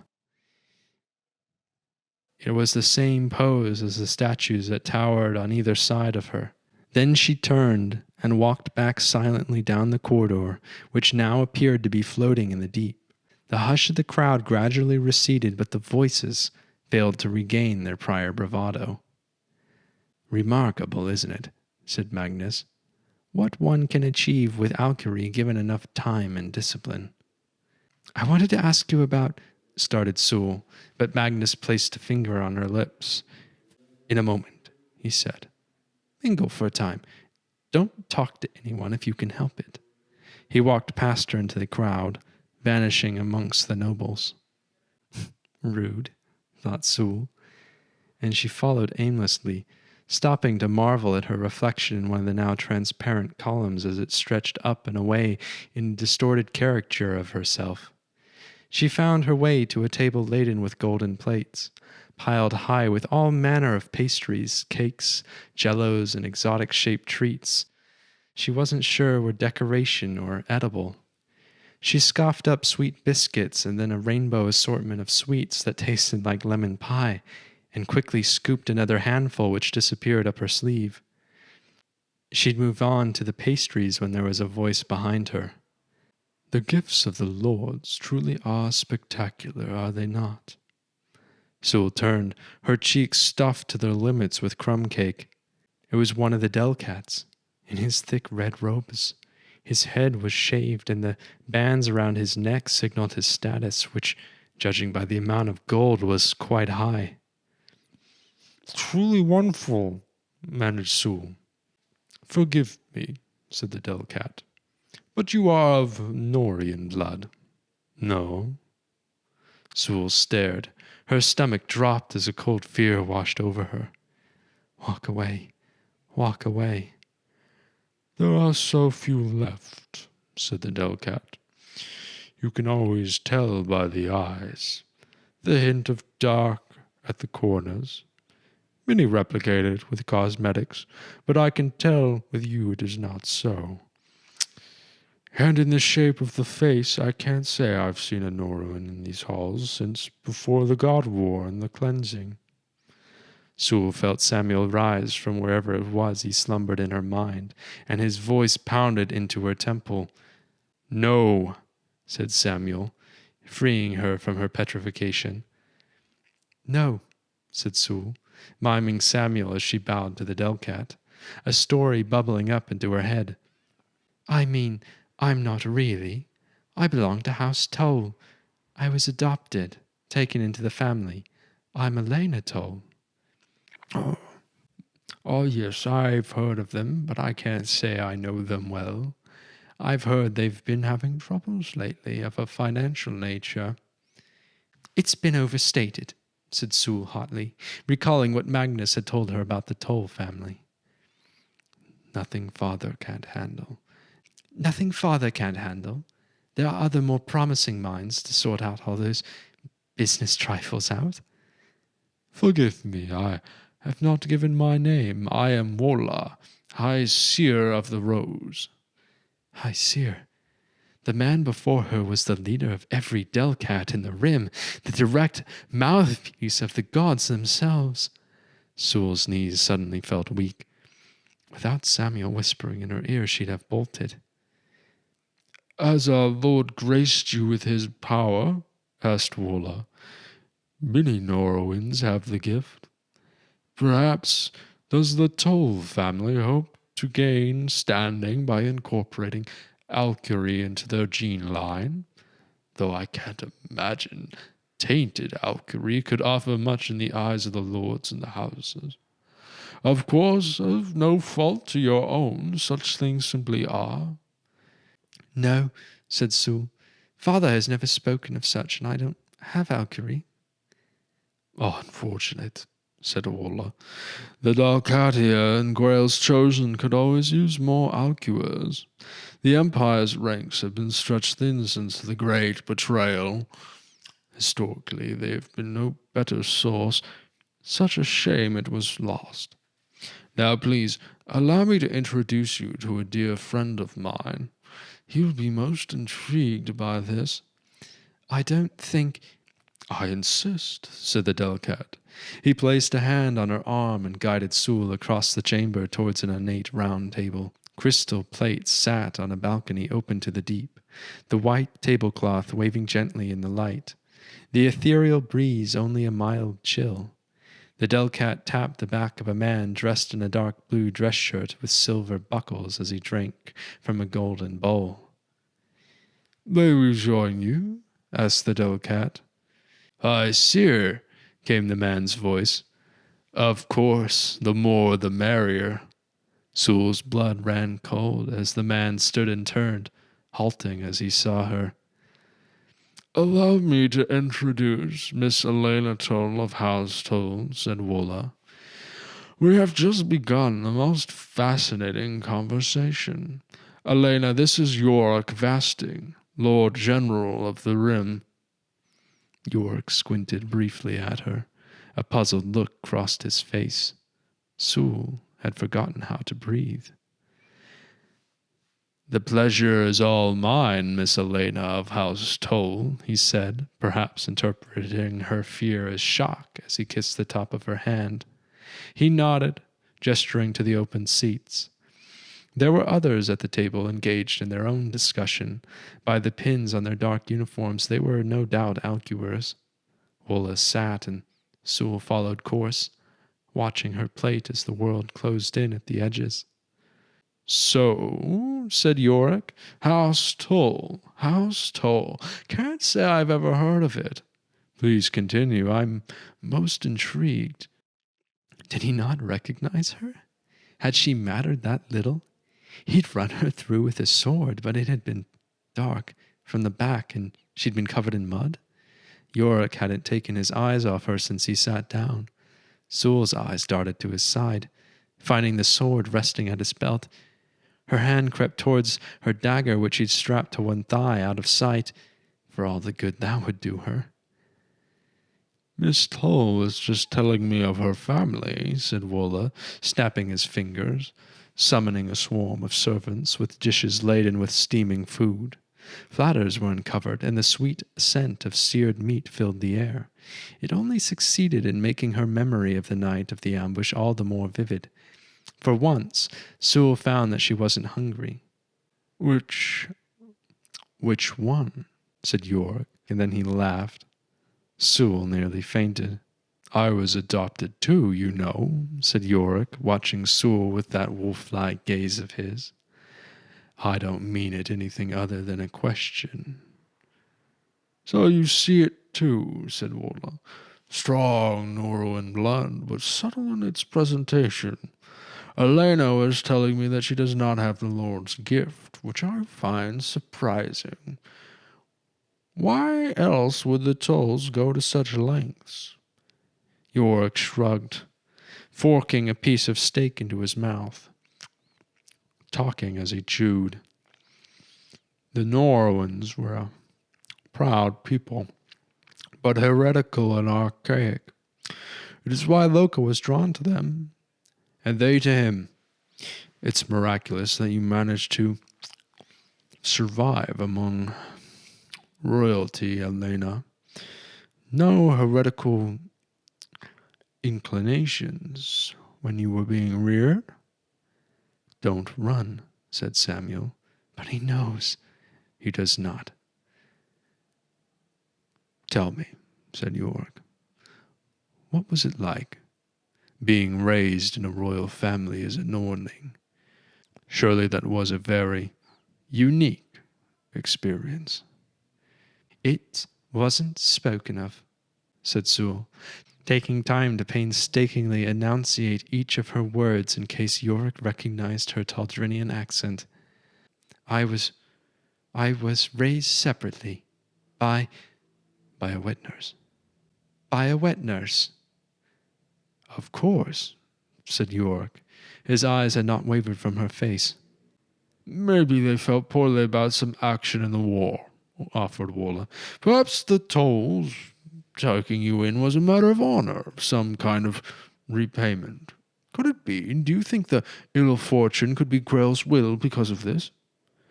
She was right there, yet they were talking about her like she was someone's animal. I just ride candlelins, said Sule, and study through my father's scrolls. We're all quite devout, really. My father visits the temple thrice daily, and they're really quite kind. I wasn't raised a Norling, so really there's nothing heretical there. Two hands suddenly gripped the sides of Sule's shoulders, and she gave a little yelp. There you are, exclaimed Magnus. I've been looking all over for you. There's somewhere we need to go. Come along now. He looked between Wola and Yorick, pausing briefly as he met Yorick's eyes, and for a moment Sule thought she saw Magnus's mouth twitch. You must be Mr. Toll, I presume, said Yor coolly. Segrin, sire, please excuse my daughter. She can be very obtuse. Not at all. It was enlightening. Though more time, I have so many questions. I've never heard a house taking in a Nordling as their own. It must be quite the story. Perhaps you'd like to join us in our meal. My sincerest apologies, Lord General, but we are requested elsewhere. We will come around again, I'm sure, perhaps after the speech. He had guided Sule to her feet. Lords, my sincerest apologies. Another time, then, said Magnus, guiding her away from the table. A light music had begun to float through the hall, and couples had begun to dance in the great open space. Wait, said Yorick, raising his hand. One last thing. Magnus and Sule stopped. Would you do me the honor of a dance? Elena of House Toll, said Yorick. Sule looked to Magnus pleadingly, who closed his eyes and looked away. He released her, and she stood there as Yorick rose to his feet and held out a hand. Sule felt like she was going to be sick. I don't see the harm, said Magnus, his voice strained. But not too long. There is the matter of our appointment. What's the rush? Said Yorick as he placed his hands on Sule's back and the other in her open palm, guiding her out onto the dance floor. In times such as this, in the fleeting peace between war, you learn not to rush, to make room for little pleasures. Sule's face was a flat mask of barely contained terror as Yorick led her through the steps, and her feet moved automatically. They had to. She couldn't think. She'd forgotten how to breathe, and it was making her dizzy. She had to be the unluckiest person in the Empire, and if it was her fault that the others were caught. The music changed, and Yorick pulled her low as the other dancers did the same, and spoke low into her ear, so that only she could hear. Have we not met, Nordling? He said coarsely. It's very rare I forget a face, but I can feel that I can almost place yours. He pulled her back to her feet, and he stepped on her unmoving toes before she regained enough composure to keep moving. Sule stood rigid step from step. There were couples behind and in front of them. Each step was in sync with the other dancers as together they had formed into a great circle in the center of the gala hall. Perhaps it was another life, said Sule stiffly. Yorick grinned as he guided her in the slow circle. Perhaps it was, said Yorick. What do you think? A distant battlefield. Did we cross blades? Was it your parents I remember? As such, the world is so cruel, is it not? Sule nodded mutely as the music finished, and she tried to pull away, but Yorick's hands closed painfully around her fingers. There are always 3 songs in a tango, he said, his eyes flashing. You do not leave as a woman of a house. You should know. Perhaps it is the Nordling blood which clouds your mind. My lord, said Sule, dropping her head, and she bit her tongue as the next round began. The beat was faster, the steps quicker. The eyes of her killer had not shifted their attention. I never forget a face, Yorick repeated as he twirled her about. This is driving me to madness. Where were you born? I don't know, whispered Sule, and that was the truth. And evidently Yorick could tell by his sound of exasperation. Ugh. The third song began, and it was quicker still. Back and forth he pulled her, then around and to the side. I almost have it, said Yorick, crushing her fingers in his hand with an unsettling intensity. It was a battle during the war, on a distant world, but it couldn't be. The resemblance is uncanny. Sule yanked her hands away. She couldn't take it any more. Whoever you think I am, you're wrong, she snapped. I am the daughter of House Toll. I may not be of royal blood, but I expect to be treated with respect. I am not some war trophy." She turned and stormed away from the dancers, and Yorick stood just inside the circle with his lips twisted upwards in the hint of a cruel smile, and he made no move to stop her. Magnus took her hand, looking between her and the general before leading her away. They were halfway across the room when Magnus ducked down and whispered into her ear. "What was that?" he hissed. "Do you have any idea who that was? You can't leave him in the middle of a dance. Of all the people here, you had to pick the worst possible one." "We have to go," said Sule in stupor. She turned her head and saw that Yorick had not yet looked away. "He knows something's wrong. I can feel it." Magnus paused. "You're merely exotic," he said. "If he knew about us, we'd be dead already. To the soldiers in the Dalcadia, they're still conditioned to hate since birth. 17 years isn't going to change a thing. To the others, they'll think you're some kind of pet," said Sule, giving him a venomous look. "Am I a pet to you?" Magnus had guided her through an archway into a corridor outside the hall. Once again the walls were opaque. "Where are we going?" "The lady's speech will take place in the grand hall," said Magnus. "This isn't the grand hall," said Sule in surprise. "No, and I'm thinking it might be in our best interest to proceed there slightly ahead of schedule." Reginald paused for a moment, scanning the corridor. Then he stepped forwards. Enar, Felix, Miro, and Rowan followed close behind, pushing a cart. They were all identically dressed in servant's blue. Their equipment was hidden within the stacks of luggage. Jun, Ben, and Chorsk had stayed behind on the Sophie. In the ideal scenario, they'd walk out without triggering an alarm, but he'd run enough jobs to know that there was no such thing as a perfect execution. For one, he didn't trust Aiden. Crace's inside man within the palace guard was paid off handsomely, but still, he had his own motives for helping Crace.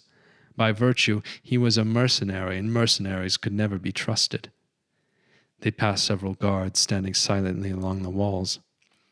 Left, right, left, left. The rows was colossal. He'd memorized every possible route to the guest quarters and to freedom. Every nook and cranny of the palace was nestled somewhere in his mind's eye, which only magnified his surprise as they rounded a corner and came face to face with something entirely unexpected, and most certainly not recorded anywhere in the maps. One moment they were walking purposely down a pristine palace hallway, and the next there were vines and grass and all manner of flowers that had colonized the walls and the floor. As they slowed, moving further into the corridor, the density only increased. At one end of the hall was a circular entrance to a cave, which surely had not been there a moment before. They peered at it. The walls of the corridor pulled outwards, overgrown and warped. Inside the cave there was only darkness. The crew looked between each other in confusion, and then they turned back the way they had come, but there was only a rock wall. "What?" said Enar, his voice a deep rumble. "What dark power is this?" Sule kept pace with Magnus as he strode through the palace halls. The ceiling was so high that the top was obscured in the faintest of blue haze, and the white bone pillars merged with the curve of a skylight that stretched unbroken into the distance. The warm glow of light shone from the corridors intersecting further down the hallway, but as they passed them, Sule had failed to determine where the light was coming from. It seemed to sneak in from every corner, glowing along the edge of things, but there were no visible lanterns or lights of any kind. Beyond a few gawking guests accompanied by guards, the corridors were empty. There wasn't a person in sight. "Is it always this abandoned?" whispered Sule. Magnus had left his fur cloak behind, beneath which was a colorful striped suit. He looked back, looking at Sule as though he was startled that she was still there. "It wasn't always so," Magnus began. "The lady thought it was best to remove most staff from the palace." "She doesn't trust them," said Sule. "Wouldn't the lady want more, not less?" When there's a god after you that can look like anyone, wouldn't you be so cautious? Said Magnus, limiting yourself to only those you know best, so you can detect the slightest discrepancy, the tiniest divergence in behavior. It's easier to keep track of a few rather than many. They reached a large circular chamber, and Sule looked around, and they took a step forwards. "Stop!" boomed Samuel's voice. Sule's head ached as her foot stopped a hair's breadth above the floor. She sucked in a breath, straining as she tried to move back. Magnus walked past, pulling Sule along as she stumbled into the chamber. There was a tingle that washed across her skin, and then she was left wondering if she'd only imagined it. "What was that?" Sule shot at Samuel. "There was a power," said Samuel. "A presence, possibly an alarm. You would be foolish to continue." And then, "This is not the way to the Grand Hall." "A presence?" "Valkyrie can leave behind shadows in the strand, unnatural patterns that, when pressed, unravel." Magnus stopped in the center of the chamber, spinning around as he surveyed the room's many doors, stacked atop each other and lined by walkways. The floor was crisscrossed by patterns that reminded Sule of Reginald's compass. "You do know where we are?" she asked. There was the singular tapping of footfalls echoing in the distance. Sule waited in apprehension to see who would emerge and from where. A woman in a dark brown uniform appeared at one of the intersecting corridors. "Hello," said the woman. "Hello," said Sule and Magnus simultaneously. "Lord and Lady Tull?" "Yes," said Magnus.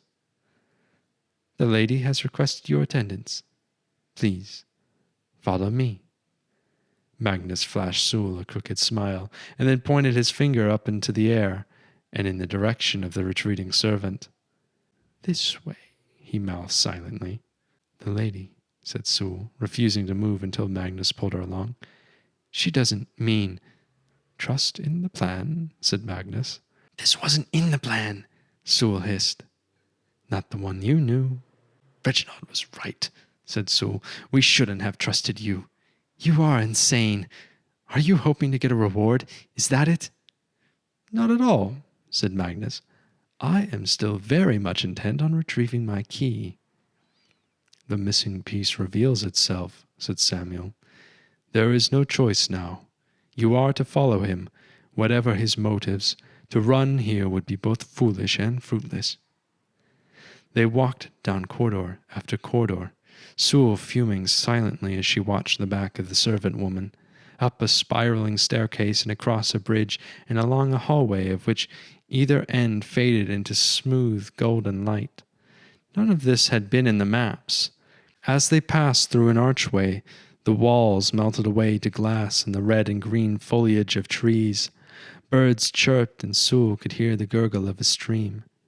Their guide stopped and gestured towards a well-worn path snaking away into a miniature forest. She bowed and then left them to stand there. The menagerie was wild. There were no cages, and birds flew freely between the branches, chirping sweetly. "Should we—" Sule began, but Magnus was already walking into the woods. Sule groaned and followed after him. The beauty here radiated from every surface. Leaves flittered in the light, which fell exactly the right way in every direction. Even the shadows had a certain shifting appeal. Sule paused to watch fish swim in water that glistened dreamily, and she caught sight of her reflection, which looked stretched and thin in every flattering way. She stood there, hypnotized by the beautiful stranger's face, until Magnus coughed in the distance and she turned away, jogging to catch up. They emerged into a clearing where a great telescope rested, formed from golden brass. The contraption towered over her. There were oddities about it. The lenses looked wrong from what she knew, and it had a bulbous middle section containing some kind of sinister mechanism. Sule's heart leapt in her chest as she caught sight of a woman. sitting at the small table in the far end of the device, her eyes shut in meditation. The woman was dressed from head to toe in the same golden silks from the hall, draped like a toga about her shoulders. Jezebel opened her eyes and looked directly at Sule. They were a pale sapphire blue and seemed to bore directly into her soul. Up close, Sule found that she was surprised that the god looked so human. Sule opened her mouth and then closed it again. She turned to Magnus in an attempt to decipher what it was she was supposed to do. Should she bow? Sule decided it was best to do something and gave a small curtsy. "I'm not quite sure what it was I was expecting," said Jezebel after a pregnant pause. Her voice was striking. It left Sule's ears tingling as if someone had whispered the words. Jezebel crossed her perfect legs and continued to regard them. Sule waited again for Magnus to say something, but he remained as quiet as stone.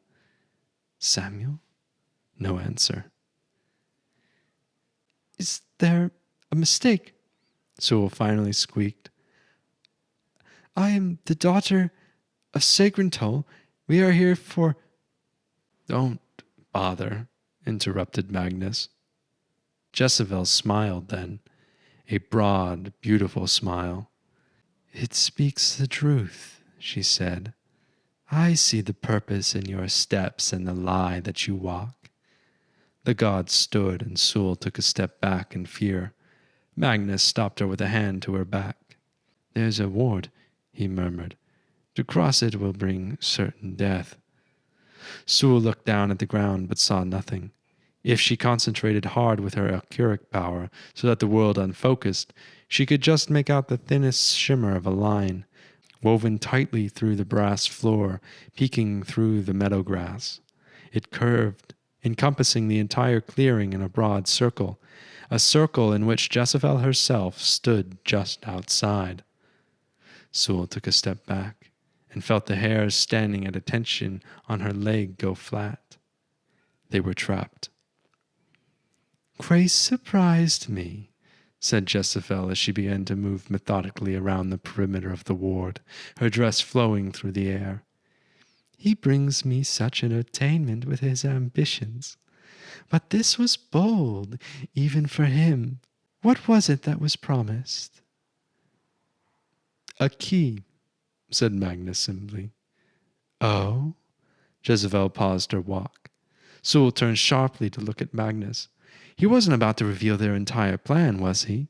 She remembered Ansel's dagger and knelt, ready to pull it from beneath the dress if it meant saving Reginald and the crew. "No," said Jezebel then, shaking her head. "It was more. Something so trivial as a rank key would not sway the thief lord so. You intend to take more. But what?" Magnus shrugged, and Sule narrowed her eyes at him. He was planning something, but why would he have wanted to plan any of this? "Is this how a man treats his god?" asked Jezebel, her eyes flashing. Then she looked away, distracted by another thought. "I almost wanted to let them steal it," she continued lightly, "just to see what it was that the thief lord wanted. Now I will have to have him executed, of course. What could possibly be worth dying so pointlessly for?" Jezebel returned to her simple wooden chair and rested her chin on the back of her palm. "But today is such a busy day," she suddenly exclaimed, pouting. "If it wasn't for the excitement of Locust's return, I would still be in the most dreadful of depressions. A few pirates, an outer incursion, traitorous guards. Barely an uprising to grind under heel. Even your friends and their little heist have been terribly boring." "Reginald, oh, curse the hells, she did know." Jezebel's eyes moved between Sule and Magnus. "One Alcuba working outside the service is rare, but two, and working together nonetheless. and to hide all that power from me, even in my presence," she said, looking at Sule. "But even power can't hide the smell." Sule made a face and sniffed under her arm, and then turned to Magnus, who was looking at her with surprise. "Two?" he mouthed. "Who are you?" said Jezebel, her voice cutting like a knife. "Should a god not know that I am simply me?" said Magnus. "I am Magnus, a man of opportunity." "You have the god's gift," said Jezebel. "With your augury you have royal blood, and yet you are not royal. You are therefore a weapon, and an unregistered one. What a puzzle you leave me with, weapon. You intended to harm. That I can tell. But what harm? How could you hope to harm me?" "You focus on the wrong things," said Magnus. "Like all gods, you assume too easily. You've seen it all, and so you are blinded by everything new. You are a blight among the stars, and you will face what is coming for you the same as all the rest of us." Jezebel laughed. It was a practiced, impeccable laugh, like a perfected music piece without soul or passion. "A revisionist! I should have known. You betray your kind for them. They'd kill an Alcuer in a heartbeat. Was it Loka who put you up to this?" Well, she'd finally found the revisionists, Sule thought, regarding Magnus in a new light. Yet he didn't seem like the kind of man who would dedicate himself to a higher cause. There were no guards, Sule realized. They were entirely alone in the clearing as far as she could see. "To fight would mean death," said Samuel. "What else am I supposed to do? I'm not going to sit here and let her kill me." "This meeting is an anomaly. I am considering your options." "No answer," said Jezebel. "My, you are a bold one. I'm intrigued, but not enough to risk missing the speech. Without imperial order, I can't work on my projects, and I have so many projects. Oh, and do they take so long? After you've lived as long as I have, everyone's stories blend together. Every speech feels like a cheap gimmick. I've seen it all before." "We didn't have a choice," Sule blurted out. "Everyone has a choice, dear," said Jezebel. "You made yours when you followed a heretic." Jezebel raised her hand, and as she did, a shutter on the telescope snapped open. Their reflections appeared in the rounded glass of the lens beneath. "I grow tired of this conversation. Goodbye now," said Jezebel. Sule grabbed Magnus's jacket, trying to shake him into some kind of action. "Aren't you going to fight her?" she cried. "She's going to kill us." At the same time, she was pleading to Samuel. Magnus only watched Jezebel, his face set in the most enraging mask of smugness. "It would certainly seem so," said Magnus. "How cowardly." Jezebel cocked her head to the side and narrowed her eyes. "Cowardly? How is killing us cowardly?" "Do nothing," said Samuel, coming to a decision, and not a very good one by all accounts. "Mad, mad, mad, he's mad, they're all mad." A peculiar light began to shine from the device, projecting onto the ground around their feet. It was a light that chilled, and Sule shivered, her breath forming into frost. Where it touched, she could see multicolored shoots begin to rise from the ground, bursting open into bundles of leaves as they grew into plants and flowers. They grew from nowhere. Strange mushrooms and lichens, round stalks surrounded by shrubs dotted with berries. As she looked around, Sule noticed that the light from the device pierced through her. There was no shadow. Even as she raised her feet, it cast everything in a strange wobbling hue of white and bands of mutating rainbow. As she looked back towards Jezebel, she saw them crawling across the ground. Their shadows gathered at the center of the clearing. As she watched, the darkness began to expand, slowly at first, then faster and faster still. The floor sank into the inky depths within the darkness. falling downwards like water into a drain. Sule pulled her dagger in a panic and let out a yell, running at the god who had remained standing just outside the ward. She tried then to summon her Valkyrie to touch the strand, but she couldn't focus as she realized that her feet were beginning to slip on the rising slope. Jezebel smiled sweetly, waving goodbye. As the world began to tilt, Sule lost her footing and she fell forwards, digging her dagger into the thick wall of plants, but it did her no good. She slid down the slick slope of vegetation, tumbling backwards, down into the abyss with a cry. Oh, through the darkened stars now the Sophie will ride against the fierce howling of plume, storm, and tide. As the lightning will crack and the ever clouds churn, we'll leave all the plaguers behind us to burn.